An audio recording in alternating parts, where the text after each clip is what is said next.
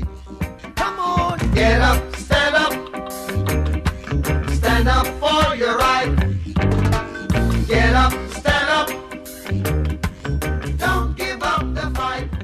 Welcome to Raising Our Voices. Today in the studio we have Peter, Pauline, myself, James. Hello, listeners. Hello, Peter. Hello, James. G'day all. G'day all. Welcome to another show. Well, we want to start with just a bit of a sad announcement for our listeners over many years. People who've listened to Raising Our Voices will remember Des McIntosh. Unfortunately, passed away. Yeah, Des was a great advocate for people with disabilities. He did a lot of great work, and it will be sorely missed for those that are not very important Amanda and whereabouts the word. Down at Ross House for sure. He was a fixture. In the sort of 90s and 80s, Des and Doug Pentland together, it was the Des and Doug show pretty much down there, and they really pushed the government to bring in plain English documents whenever they released their reports and their discussion papers and consultations. Nothing was ever in plain English. And I don't think it would be today if it wasn't for Des and Doug pushing. For sure. Probably good to you, the listener wouldn't mean much. But to people that intellectual disability, it means a whole lot because they can actually sit down with a document and go, yeah, I've got it. Yeah, it really does make all the difference. And you can't be involved in government consultations if you can't understand their gobbledygook and jargon. So it really does make a big difference. Today, I always read the plain English first, cut to the chase. I'm not going to read the garbage. So it's the best thing, I think. So we've got a little bit of sound from Des. Just to hear Des's voice, one more time and remember all the great work he did. Okay. Good evening, Rainforest listeners. This is Des, one of your locals, and I'm here to support the radiothon that comes once a year, and we're hoping that your donations will keep on coming in to make the show get bigger and better, and so keep on donating so our voice will be heard down the track. Thank you and good night. Today we are talking about travelling overseas. And some disability access access. Peter, I believe you travelled last year. How did you get there? How did you go? Okay. Absolutely fantastic. 24-hour flight to America and 4 hours up to Canada. So for that, I started 14-hour flight to America. So it 14-hour flight to America, was it? Yep. My mistake. And I 5-hour flight up to Toronto, Canada. So that was fantastic. And why did you choose to go to, so you went to Canada and the USA, why did you choose to go to those countries? Canada was a bit of work. I had a conference with the Lion Club International out there. I remember I had to all those members of the Lion Daily. And we went to the international convention with about 9,000 other people from all over the world. Wow. 19,000. Yeah. That's a big conference. Yeah. So that was in Canada, was it? That was it. Until we are Toronto. Toronto.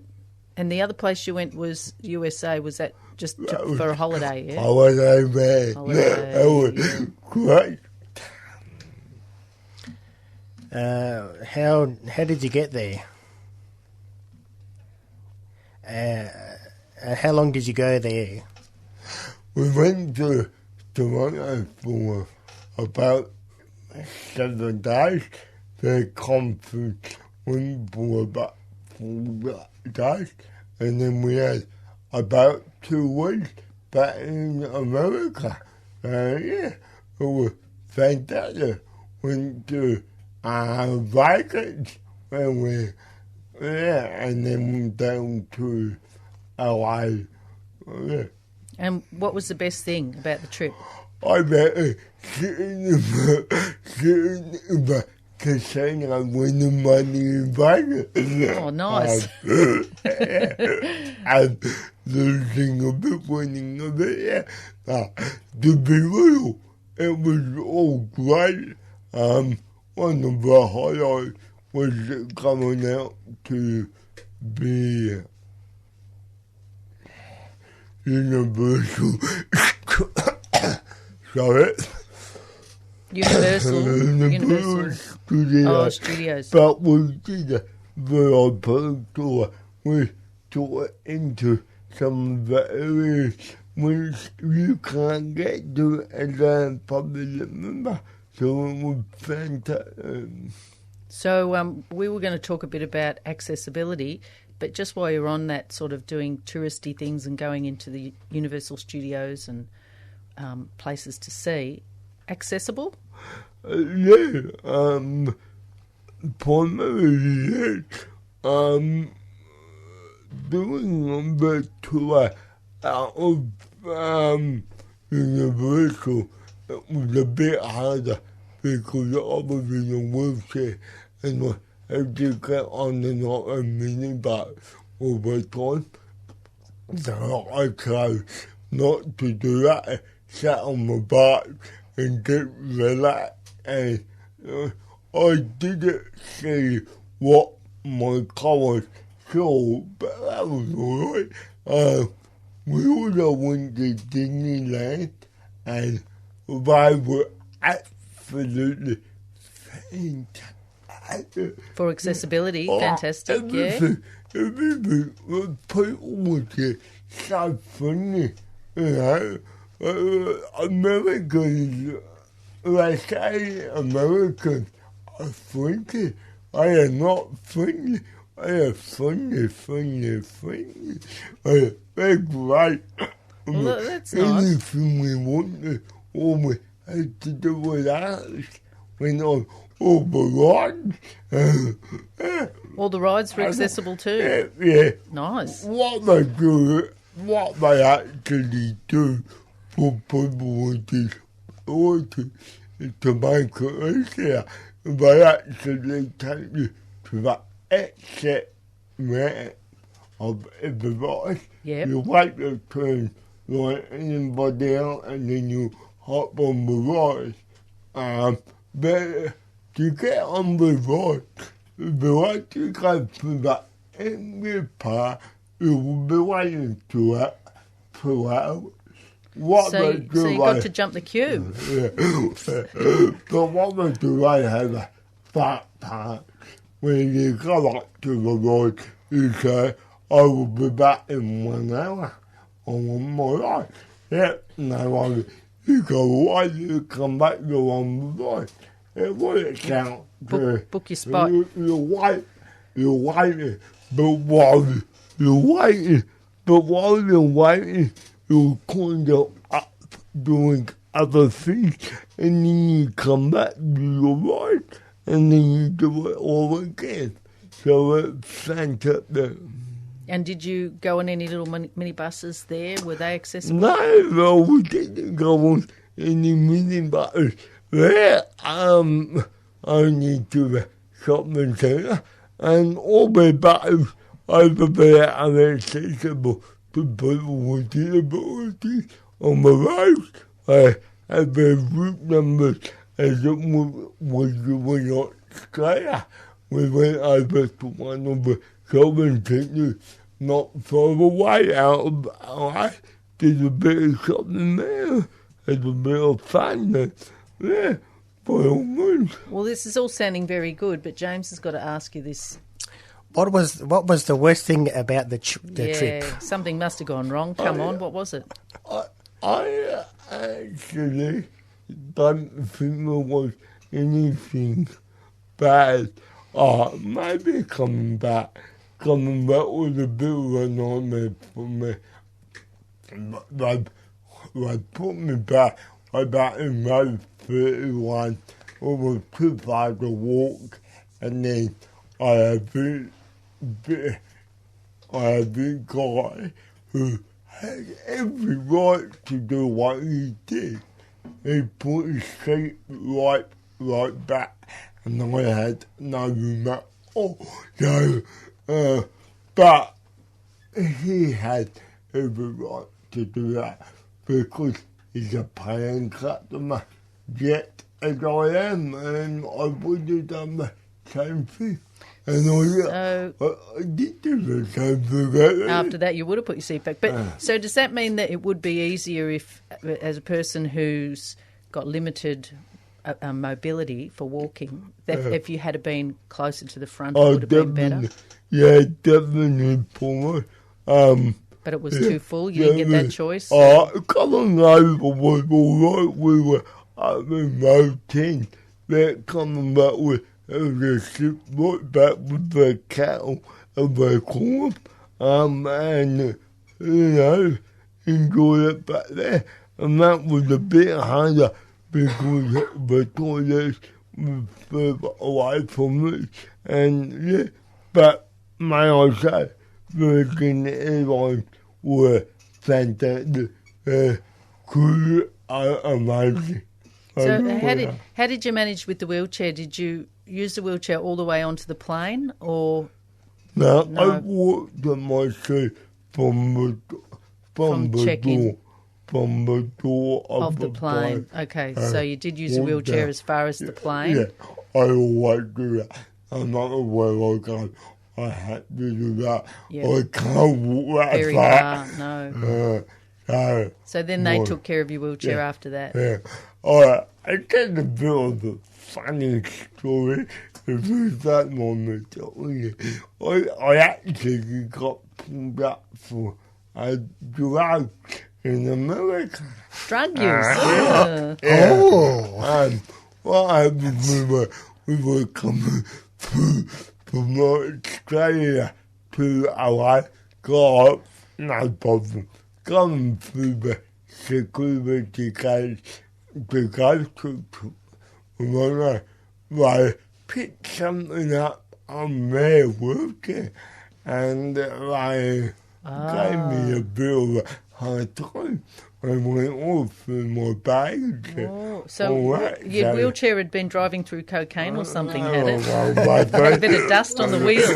Right. My wheelchair was not... It was not you. Not my wheelchair either.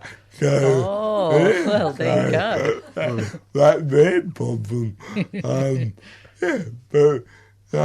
One of the other highlights, I suppose, and if you've ever been there, you will know what I mean, is we did a tour of Niagara Falls, Niagara, awesome. We had our tour group. What did you have, your own? We were booked on the bus. You were on a bus, We were booked on a normal everyday bus. A little mini bus turned up in the morning. We said, we're picking more people up. Now we're here for you, sir. I went, just you? Oh, okay. Then we got down to Niagara, our way, and we met a tour guide. And I said, hang on, you got the gas from my trip, can you? Yeah, I'm here for you. You got me for the day. And it was absolutely awesome. I felt segregated a little bit, but then when I think about it, it made my day because I did turn up more adorable dude. If you ever go out to Niagara in a wheelchair, Yep. don't think you can go on the boat. Oh, really? So the boat that goes at the bottom, under the falls, you went on it? Absolutely fantastic. Where the puncture, because you really get wet. Yep. I would say to you, don't take cameras on the boat because they get damaged by the water and have a lot of fun. That's great. So did you use your wheelchair getting onto the boat? Yeah. All right, all accessible? Electric wheelchair. Wow. Fantastic. And did you go up to the top where you can look out as well? Yeah, we actually had part of our tour.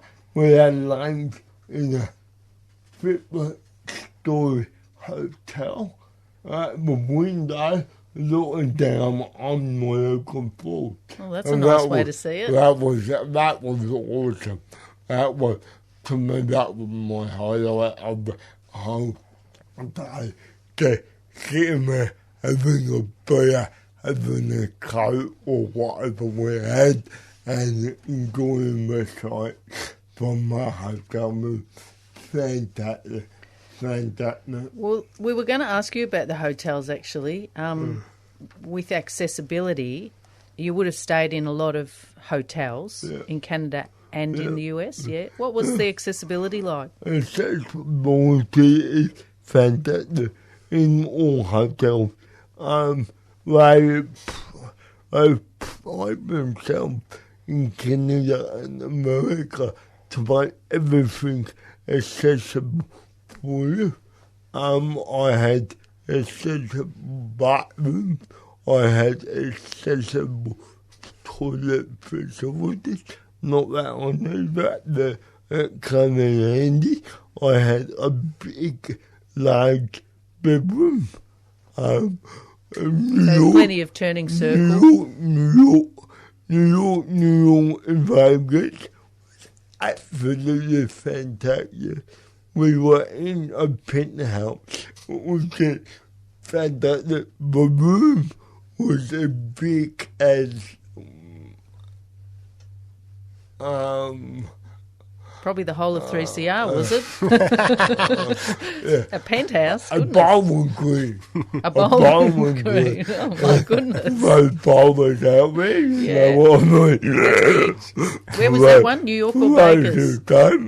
In Vegas. In Vegas. It was called New York. Oh, I see. So it wasn't in New York. It was called New York, but it was in Vegas. Every hotel had a casino.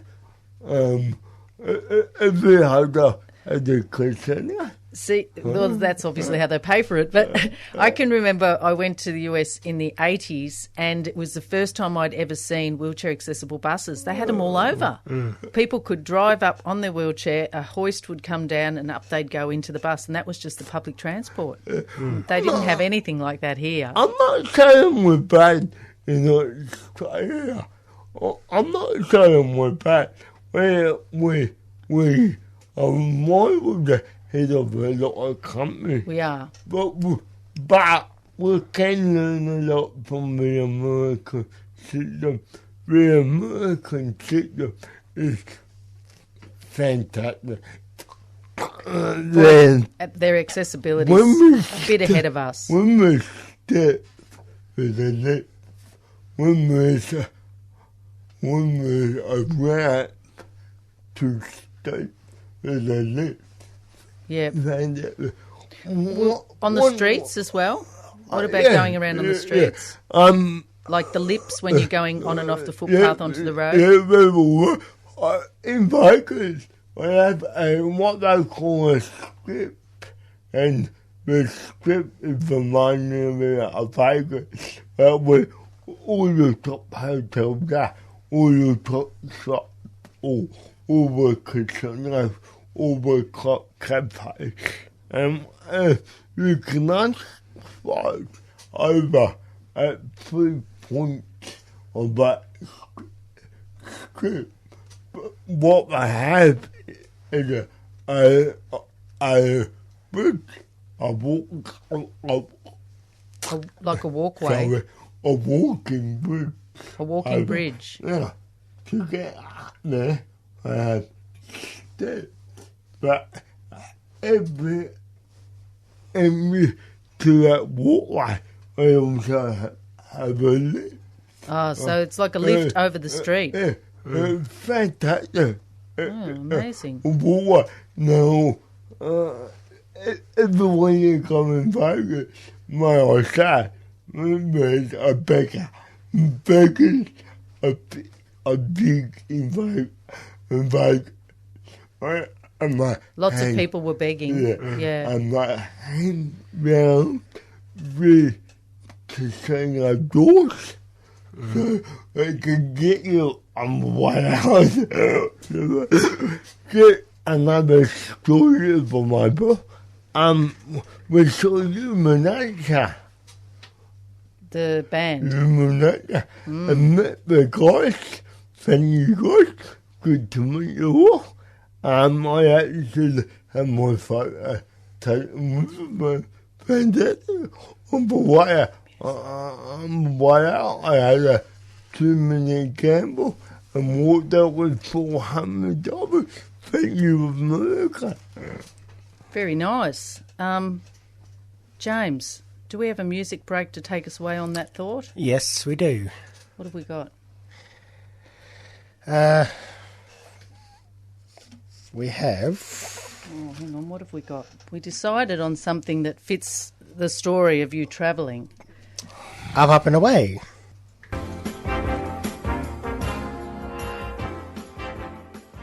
Welcome back to Raising Our Voices on 3CR. And today we're talking to Peter, aren't we, James? Yes, we are. About... Travelling overseas. Yeah, so how would you rate accessibility for a traveller? Say, compare Canada to the US. Can you do that? Which one's better and Which was is it worse? the same or overall? 10 out of 10 for both. 10 out of 10 for both. All right. Ooh, okay, so 11 out of 10 for America. they were a bit up on 10 out Canada. of 10. Yeah. Okay, so you've done a lot of travelling around in Australia, obviously, Yep. particularly Melbourne. Yep. So you know a lot about the accessibility here. Could you compare it to what you saw over there? How do we fare? How do we compare? No, I'm not bagging on Australia Thank you. at all. Thank you. But I'm full Australian. we have a lot of buildings that are still not fully accessible. Yes. America, where I went, is totally there. It's totally there. It's got everything you ever need in the world. So, For where you went. Now, we have to remember you were mainly going to hotels, conference centres. You weren't out in the suburbs, were you? no, I'm not saying America is perfect. But what you saw. Probably not. But what I saw is pretty dang good.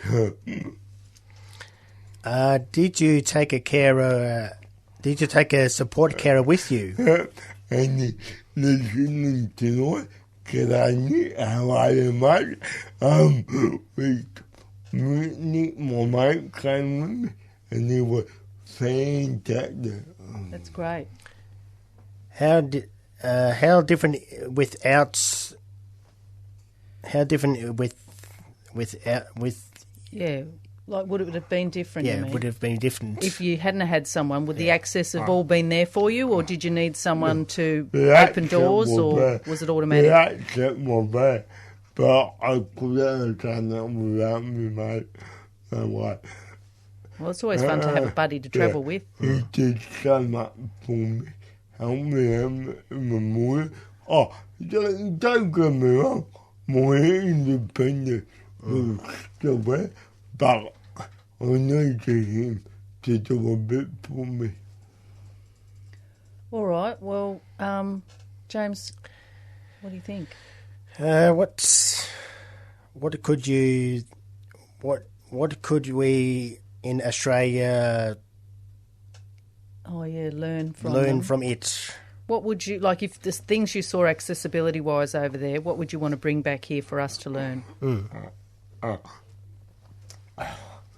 Like those walkways over the busy roads with the elevators sound good. Very good. Very fantastic. Just the accessibility. We got it, we know that, but we can improve and we can take a look out in one book. It's America. Okay. Thanks.